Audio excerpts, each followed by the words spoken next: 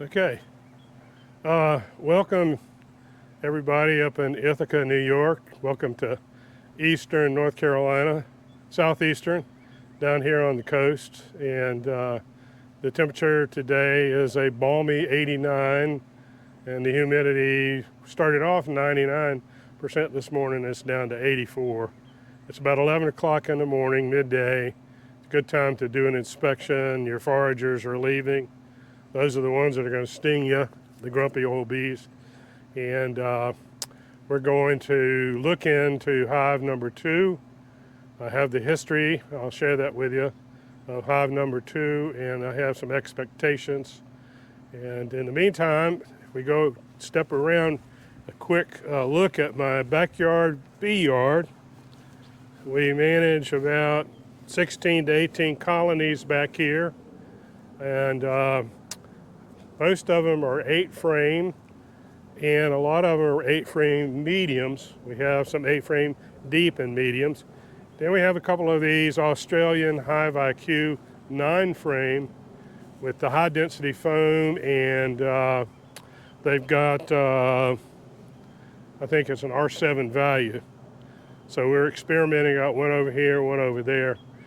In the middle, I've got 2 Langstroth horizontals. I got the plans from Fred Dunn's website. Fred is a Cornell master beekeeper. And we have 4 colonies. Each long hive is divided into 2 colonies. And they seem to be doing quite well. But today we're going to look at number 2. Number 2 is an 8-frame with 3 mediums.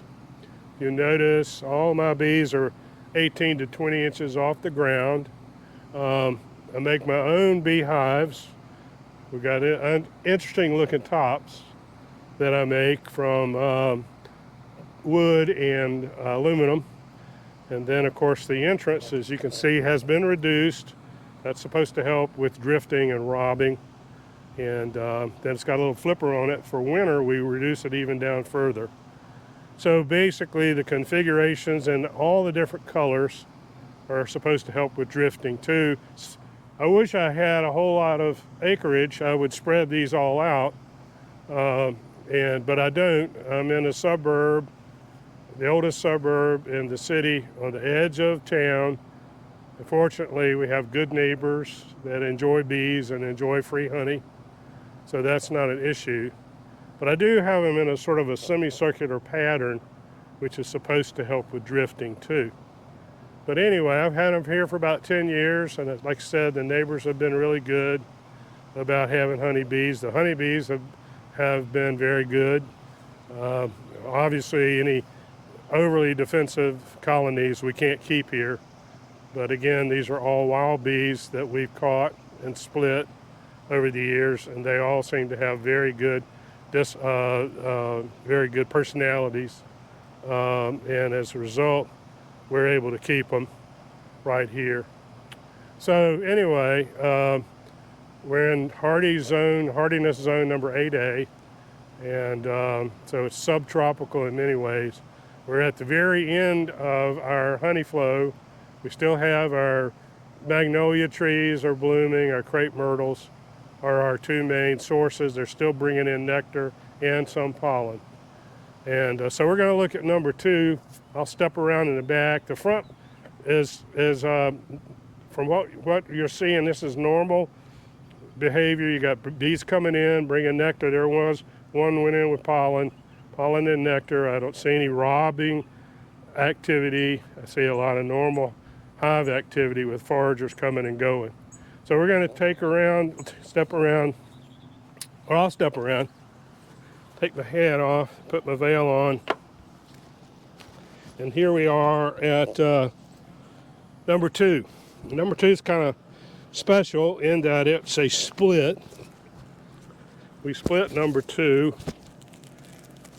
back on March the 22nd in my notebook here. The queen and a lot of brood and nurse bees came from number 17. We brought her over here. That's one of the ways we like to do splits. It's a walk away or run away, except that we have the queen. And we've moved the queen and we know where she is. And so the bees in number 17, then we know they're making a new queen, which they have, and she's successful. And so now we know that 17's queen is a first-year queen, and we also know her genetics. She comes from a good queen mother, and so we've benefited from that. But we also know over here that this queen was at least 2 years old, if not 3. And so I'm expecting to see a new queen coming, because I'm thinking that this queen was 3 years old, and I've seen this before, and as a result, we may not see her. She may not be here, and that's something we need to find out about. So here we go. Again, made that out of aluminum, and let's get rid of this bug. Go away. Very good. Got the smoker going. Okay, we're going to move these bees down. We've got screen tops and screen bottoms because of our humidity down here and temperatures. This ventilation is very important. It's all, the bottom screens are good for our IPM management, pest management program. And here we go. All right. Right off, I can see that the outer frames don't have any honey. Our small hive beetle traps are looking really good. I only see 1 or 2 beetles, and this has usually been a problem for number 2 and number 1 and 2 with the small hive beetles. Okay, empty frame. Up here with what we call a honey super, I'll put 7 frames a little bit wider apart, so when they fill it up with nectar and honey, you get more honey. But at this point, because it's such a young colony, I don't expect a whole lot of nectar, a whole lot of honey. But I do expect to see nectar. And let's see what we got. If you notice, I don't have an excluder. This enables the queen to move upwards. They like to move up.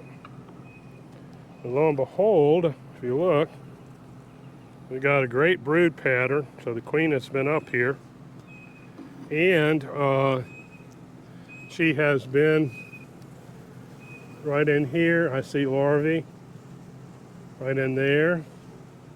I see some larvae. Let's put this right there. I see larvae over here,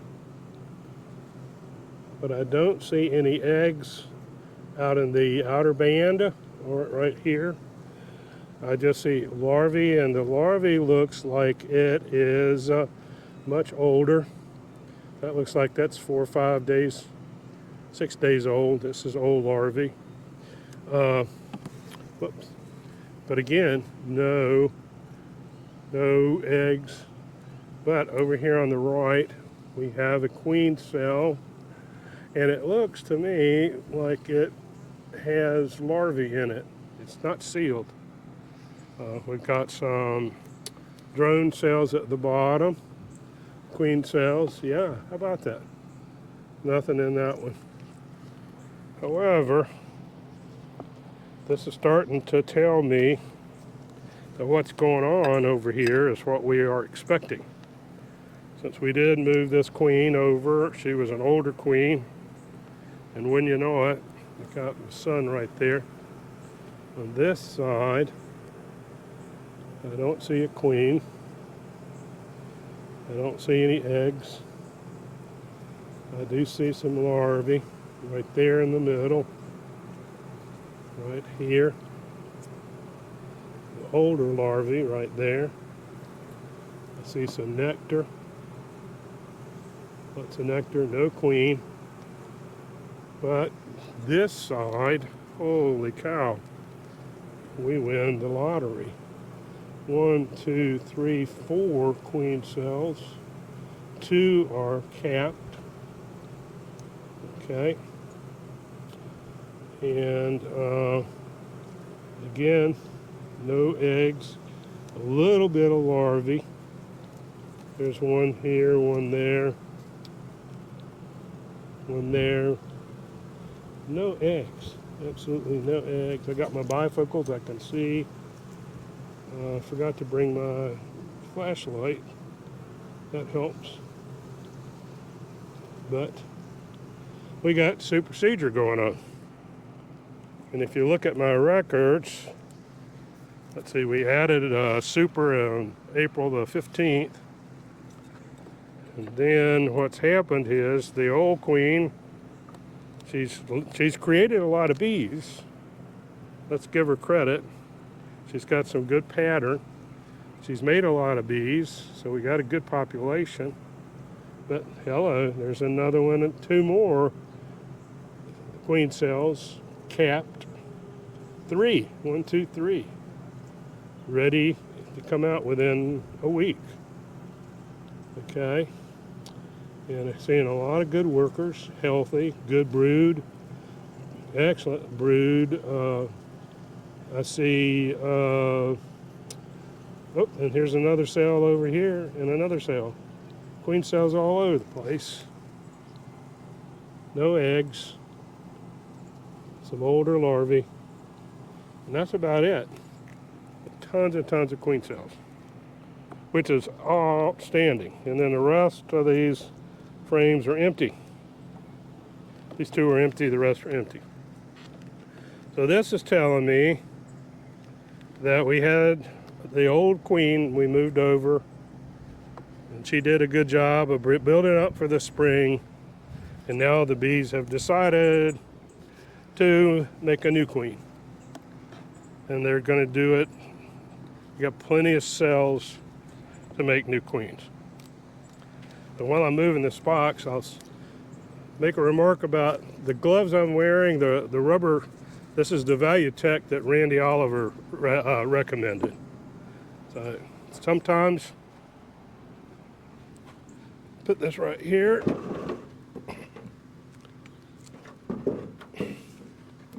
On the stand that I made. Yeah, so sometimes I go without gloves, but today, not knowing exactly what to expect with these guys, I thought I'd put these on just in case. Okay, nothing there. But at this point, I don't think we're going to see a queen. I think she's gone. But we'll check a few frames. I've already confirmed my suspicions or expectations that, by golly, we're going to have new queens. So in about 3 weeks, if we're patient, I'll put this down on the calendar. I can come back. I should see a new queen, and she should be laying. So it takes about 28 days from start to finish. But again, here we go, no brood. One perforated cell, very old. Very healthy bees, no deformed wing virus, no trembling and shaking. There's a, right here in the middle is a drone. That's another thing when you run out. We don't have a queen, you may start seeing drone cells, but we're not seeing drone cells. We're looking at this colony at the right time to actually get a very good picture of what's happening. So, we're in great shape. I'm looking, I got a few bees looking at me. Let me move this down. Yep, so far so good. I like this. So number 2, we got some wonky comb, which is okay. They can't resist. And the wonky comb's got a queen cell in it, or a queen cup. It may not be a complete queen cell. There's some drones. And I'm doing a quick scan because I don't expect to see a queen. And on this side too. But I do see lots and lots of healthy bees. And that's so important at this point. The old queen has done really well. Okay, so far so good. And again, now there's a little bit more of a spotty pattern. a brood pattern, and we got some chewed down right here. That is perhaps some hygienic behavior going on, pulling those pupa out because they got mites or they got some kind of disease. Wild bees will exhibit that hygienic behavior, and there's ways to test for it, but we won't go into that today. But again, lots of nectar. And oh, there's a few larvae. Again, older. 1, 2, 3, right in there. Like I said, I don't expect to see the queen, but she might pop up. You never know. Now look at these two frames, and then look at the bottom real quick. Oh, we got some pollen right there. I have been seeing bee bread right here. There's pollen and bee bread. See the pollen right there and bee bread and nectar. So, and there's plenty of bees to get things going with the new queen starts laying.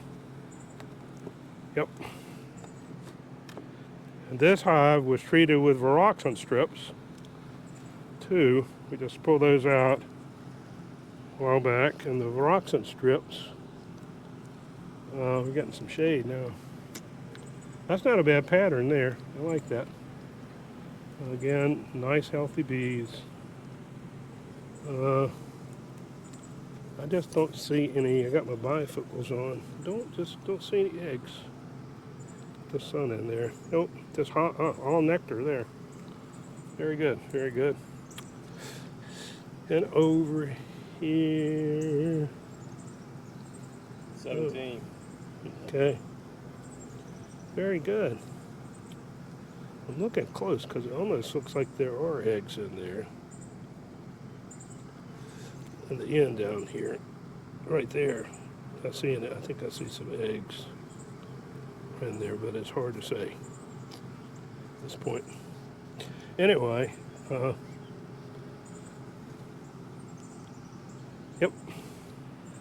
So the new queen, like I said, in the next 2 weeks, the next week, these cells are going to emerge, and we're going to have a new queen, and then she's got to go mate.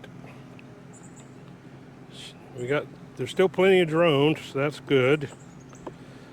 And then she's got to get back safely. 2, 3, 4, 5, 6, 7. Putting 7 in. Because this is with the honey, which they're not bringing in. So we're not seeing. Get this out of the way. All right, how are we doing? Here we go. Last go around. Yep. All right, let's see. Got a lot of bees down here, but I don't expect to see a whole lot. A brood or anything. Just a couple of beetles. That's a good sign. Okay. Put this over there. Take this out right quick. Yep, nothing. Nothing. Except nice healthy bees. That's good.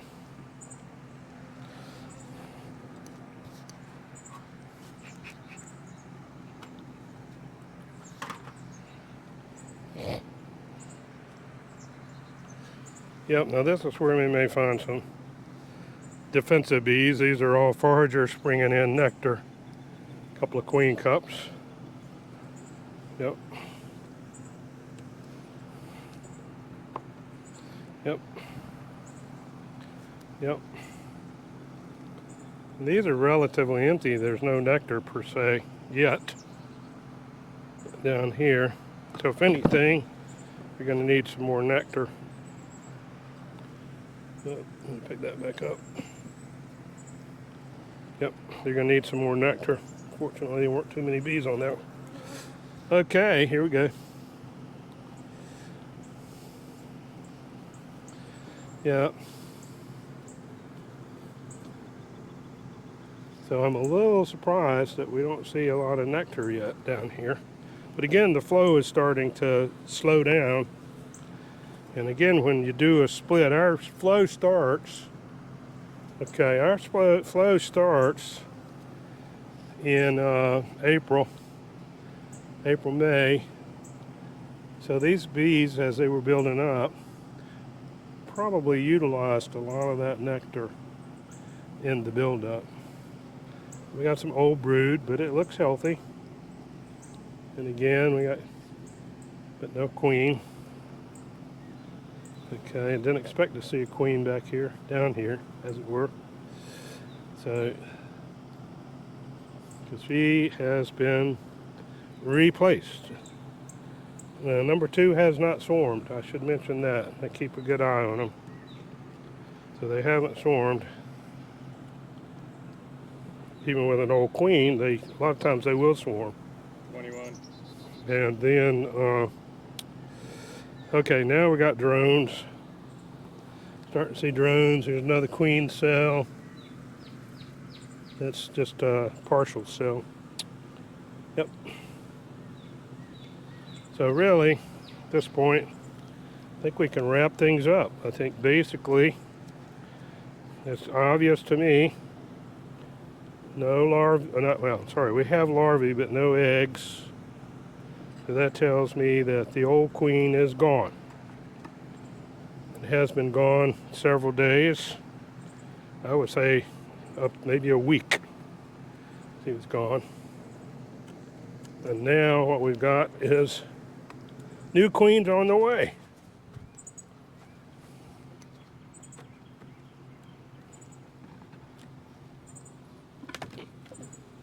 And that's what I expected. So in summary, in my notebook, number 2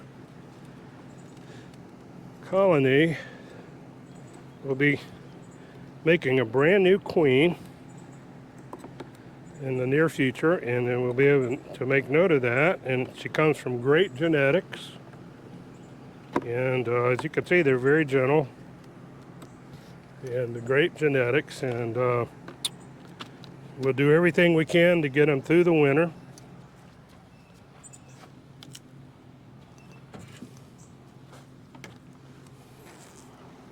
And hopefully they will make enough honey in the fall. Propolis looks pretty good too. And we'll be feeding. We will supplement all. When the dearth comes in a couple of weeks, we'll be feeding all of our bees. Yep. And what's so cool about this is that these babies are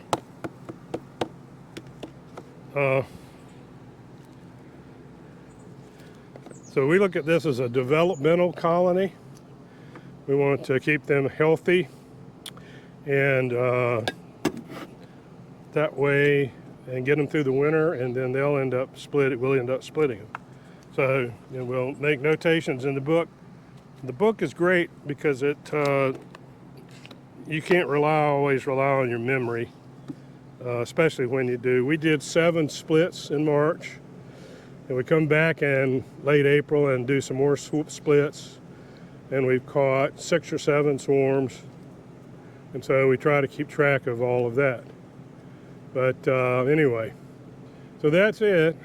These guys are going to go. We're going to put the top on, and back on, and we will keep track. I'll put this colony under what I call a calendar or counter, and in 21 days, 21 to 28 days, we should be seeing a new queen that's laying and new brood. So in the meantime, thanks for letting me share with you my bee yard and the story of colony number 2. And until then, we'll talk to you later.